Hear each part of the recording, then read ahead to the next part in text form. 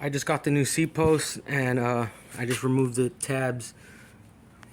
You can see they're removed, nice and clean, piece I cut out. I just wasn't a big fan of that. I'd rather have a seat clamp. That looks a lot better. Now I just gotta do a touch-up paint. There you have it, touched up. This is just some gooky stuff because of the tape, the old tape, but hey, it's pretty nice. What's up, YouTube? We're gonna do the build for the bike. This is a RC Racing 29-inch BMX cruiser bike. Pulled everything down. I installed the star nut already. You can see I have carbon fiber spacers. I just had that as a mock-up, and that's coming in parts in the bin, as well as over here and over there. We'll just go down to what I'm putting on the bike. We're putting MX. I think this is 6-inch rise from here. BMX bars, full on chromoly from Fairdown. Next, we're putting a Motomag sprocket from S&M. You can see it has some cool designs on that. From S&M, it's a 33 tooth, just because I thought 33 would be a good cruising gear. Also, for the stem, we have the Volt stem from Alienation. It's a pretty cool design. It's a double clamp stem. Basically, it's hollow from the middle, or semi hollow. And then it has this cool Alienation logo, custom, cutouts for lighting weight. Then it has the Alienation logo, which I think they're gonna fit perfect for these bars. We're going with all black. Now we're gonna get from the box. We got these inner tubes. These are no flats Joe's South Cylinder inner tubes. I can't recommend these because seriously, I installed it on my bike and I have a flat on my front tire, so no flats. I have a flat. Okay, so then we're gonna put also these Primo super soft red grips. I like the contrast of the red. To me, I think it's gonna look good. Then for the seat, we're going with a nice, small, slim seat. This is also memory foam gel, Valero. I think that's how you pronounce it. And I like the pattern where it's vinyl, and then it has like soft material. I normally like the soft material on the seat itself too. I like the stitch on it. Then we're going with a gold layback seat post to give it a throwback, just like a throwback like the Sprocket. Giving the shout out to the Mongoose Motomag rims, or Motomag. If you know about the old school mag rims, you'll know about the Mongoose rims. And then with a gold layback, then we're putting a volume seat clamp off my volume. That's the only part that is actually old. Everything else is brand new. Then we're putting a Primo chain, half link. Then we're gonna install, or we're also gonna put Alienation pedals. You can see these are Alienation, just like the stem. Then I got the freewheel. Hopefully it's the right size freewheel. I think this might be a little too small, but we'll see right now. And then we're putting the Salt budget cranks, 3-piece. It has the American bottom bracket adapters and the sealed bearings. Chromoly axle, chromoly arms, I believe. It should say right here, a 19mm chromoly spindle, chromo heat treated arms, slim arm design, and all the information there. I got the 175s a little bit longer just because I want the bike to be easy to pedal and get some speed. And these are the rims. These rims and tires, these are the Maxxis hookworms, basically brand new. Then I have these rims, which are also gold, aluminum anodized, pretty light, and it has sealed bearings, as you can see, so it's pretty cool. These are actually Haro rims. These are Haro Legends, I believe, rims, so I think it's gonna look good on the bike itself with gold rims. I kind of want this bike to pop, but not exaggerated pop like my have you seen my motorized bike build on my videos? If you haven't, look it up. It's a felt faker. Basically, I went all out with a lot of anodized. This one, I'm going more neutral, almost as if it was a store-bought, already pre-made. So let's get this bike build. I'm not gonna be able to film me installing everything, but if I can find a way right now, I'll do that. And yeah. Okay, I put on the grips. Now I'm installing the stem. I'm installing it this way just because it's easier. I don't have to scratch it up. I can just line it up to where it's been narrow right here, maybe mark. Then I put the clamp back on, and yeah, and the instructions say put the stem on the steering tube, install the bars onto the stem, finger tight. Well, it's not on the steering tube, and other stuff, so hopefully I don't void warranty, but we'll see what it does right now. And then I got the tires already on, so I'm getting there. There you have it. The bars are installed. It's the fort and the stem. Check out that stem. Let's see if we can get this lighting adjusted.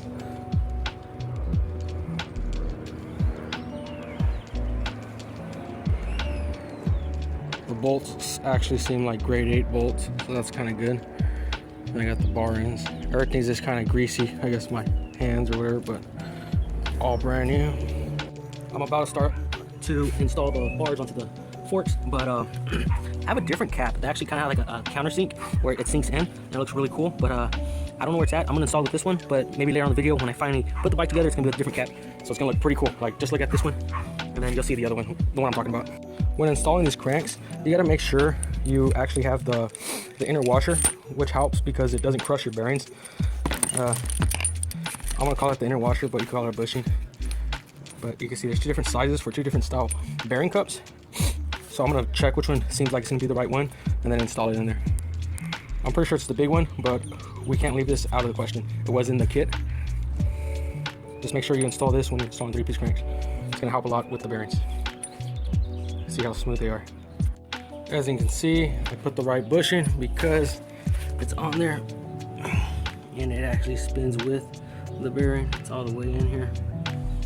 And the bearings are seated all the way, so we're good. Now I just gotta install the cranks, put the spindle on, and decide which is left and which is right, and then we'll put on the sprocket as well. Okay, on these crank arms, only one is the sprocket side, which would be this one here. This one's the left side, and then you can see the frame. You can see there's no notch here. You'll see a notch here for the sprocket. So this is the side for the actual sprocket side. So you know which arm's right and which one's left. Normally right is the sprocket side.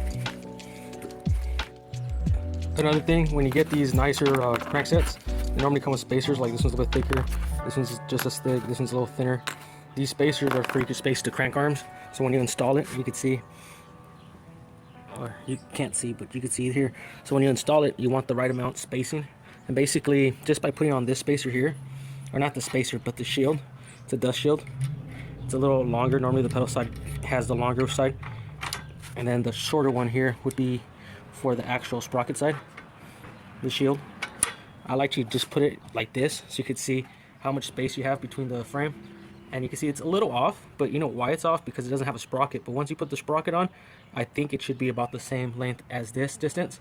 So I'm gonna not put a spacer here so I can actually have more splines to bolt down to, and it will be pretty good, I think, once I put the sprocket on there. If not, I'm gonna have to put skinny washers either side or both sides. We'll see right now. This here is the S&M 33 tooth Motoman sprocket. Give me a second here. This is the 33 tooth Motoman sprocket. You can see it comes with two different spacers or shims, so you can adapt your sprocket to. I'm not sure if it's two different sizes or just two different thicknesses.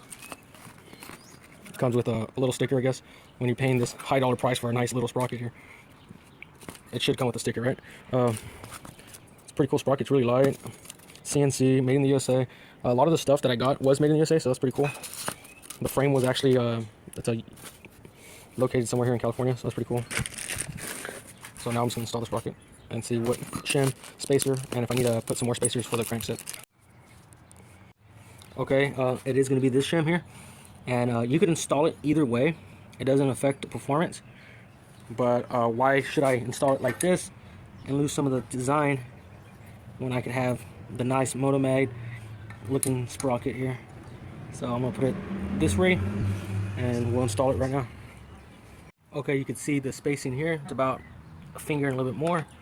It's about a finger and a little bit more, so we're good on spacing. It was clean. It goes all the way through. We're gonna be good. So I'm gonna start tying this up. This is the gray color Motoman sprocket, not Motomag, but Motoman from S&M. I got gray because I didn't.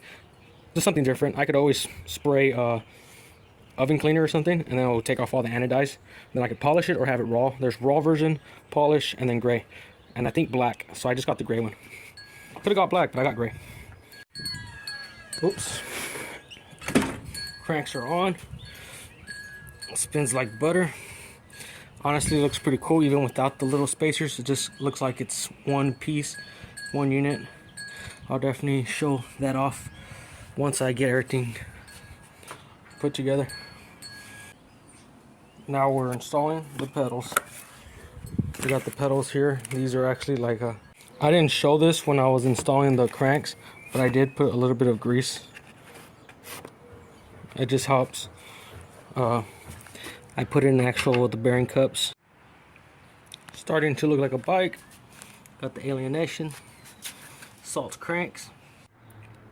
A cool thing about these rims that I really like is, besides it being sealed bearing, that these nuts here are actually black, so I don't have to paint them or anything. Or, you know, I'm just saying it's gonna give it a nice. You can see what I was saying. And then another thing that's cool is that these nuts are like I think 14 millimeter, and they look kind of beefy. Not yet a complete, but still. The one thing I did do was I put a washer from the inside and the outside because I don't want it to eat up the paint every time I tighten this up.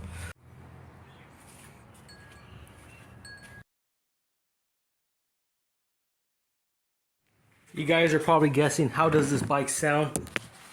I think it sounds like a basketball.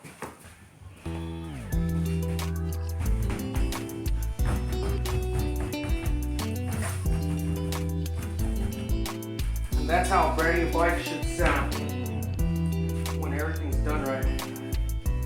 Guy, again, writing my stuff. Let me get a different angle of lighting. Oh fuck, bar spin, and he didn't even touch his foot. Dude, I got that on camera. This guy's an OG BMXer right here. Oh, and he could do the 360s and stuff. Oh shit. He got the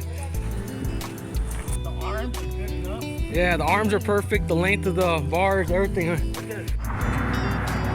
And after all that, the bike is complete. Check it out, guys. It has the Haro 29-inch, I believe, Legend rim set with the silk bearing. I got the Maxxis hookworms 29-inch. We got the R4 Racing chromoly forks, the R4 Racing chromoly frame. Then we got aluminum layback C-post with the ribs, just like back in the day. Then we have a full chromoly. We have a full chromoly animal C-clamp. Then we have the Motoman sprocket with chromoly crank arms with alienation pedals. We got the Primo chain mixed with Colt and Odyssey. I needed a few more links. We got the Valero seat, really comfortable. I think I really like the seat. I'm not gonna have complaints about it in the future. I'm pretty sure I won't. Then we have the Fairdale bars with the 6-inch rise.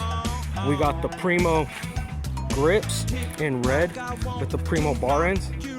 Then we also have alienation stem, really nice stem, lots of detail onto it, with carbon fiber spacers to make it light.